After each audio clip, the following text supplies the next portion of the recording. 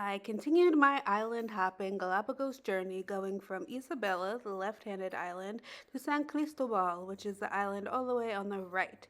Instead of taking two ferries, which would be an all day journey starting at around 6 o'clock a.m. and getting to San Cristobal at around 5 or 6 o'clock p.m., I decided to fly. Now, the flight is only around 40 minutes and costs around $200 depending on how much luggage that you will be carrying. There is It is only my one understanding, airline that flies especially within the since Galapagos the Islands, and I pandemic, will there's put some the issues information between the down in the government of description. Ecuador And the officials in the Galapagos Islands. So the airport in Isabela is currently pretty much demolished.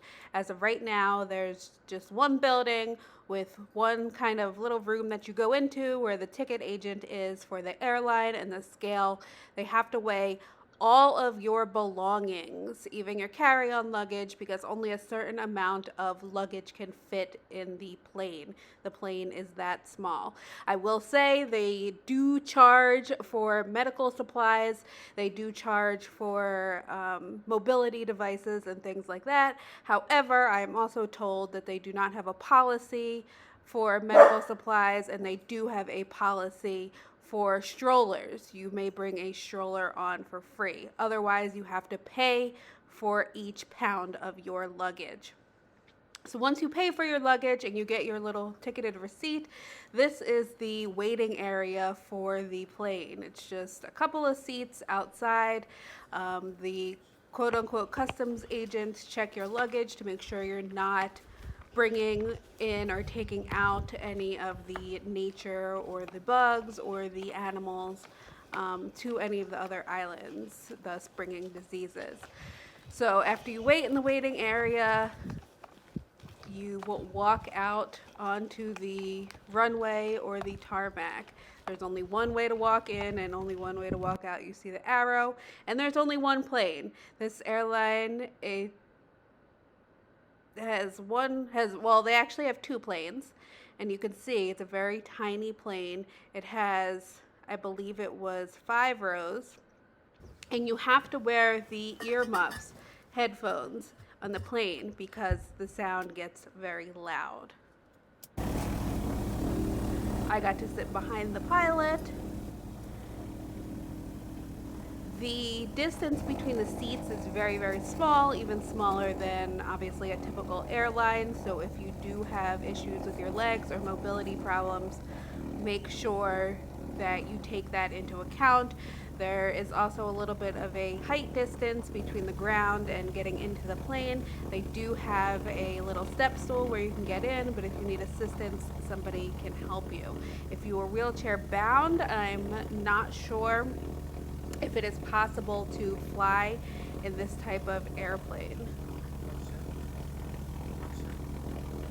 Furthermore, I was also told I would have to pay, if I brought my power wheelchair on this trip, I would have to pay per pound.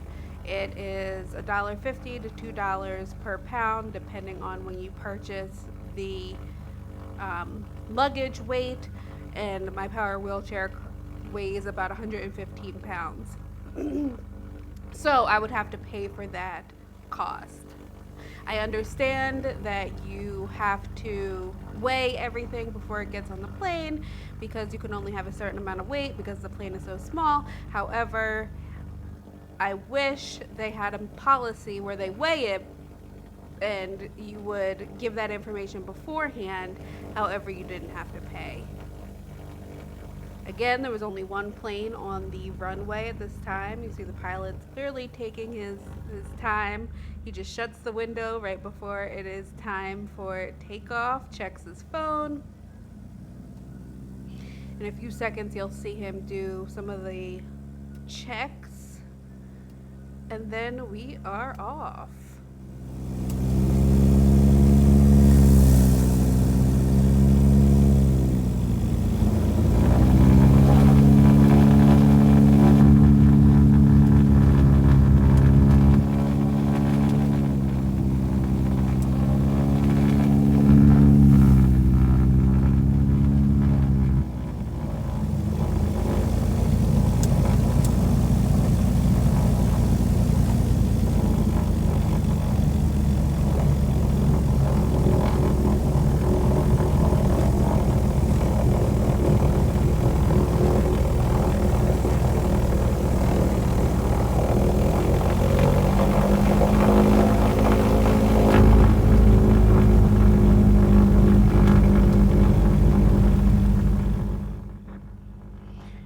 one interesting thing to note that this airline actually only has 2 airplanes.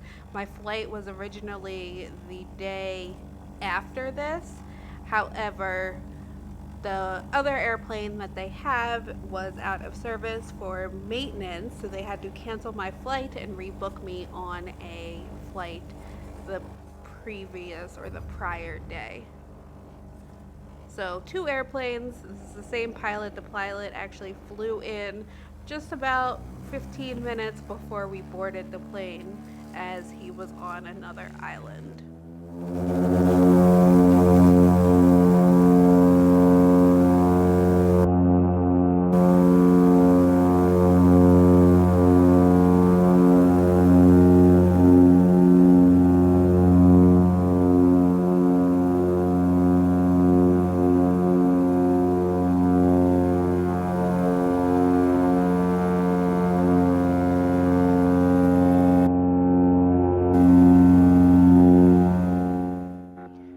Once we got off the ground here, again, it was around 35 to 40 minutes to land on San Cristobal.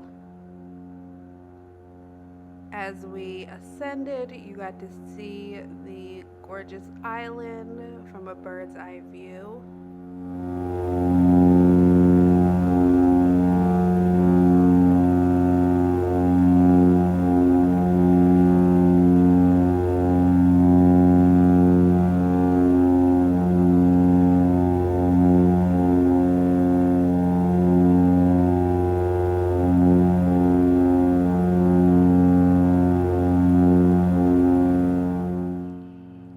You can see the crystal clear blue waters.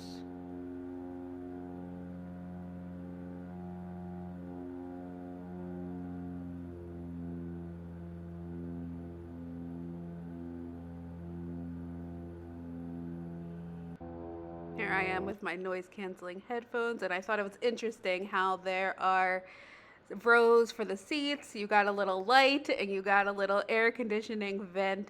I really honestly don't think the light worked, but the air conditioner worked, which was pretty great, as it was very, very hot and we were in a very, very small enclosed space. There were only 6 people in total on this flight, including the pilot. And I believe there were, like I said, there were 5 rows, including that pilot seat. Now, about 45-ish minutes later, you can see us approaching San Cristobal. One of the things that I really appreciated about San Cristobal is that gorgeous view coming in. You have all of the boats that dock here or that come here, especially if you're doing sea-based tours. You have all of the tour boats, you have a lot of catamarans, and then you have just the bluest water as you're coming into San Cristobal. Surprisingly, there was not a lot of turbulence, and the landing and takeoff on this flight was very, very smooth, which I appreciated because I kind of have a fear of turbulence and heights.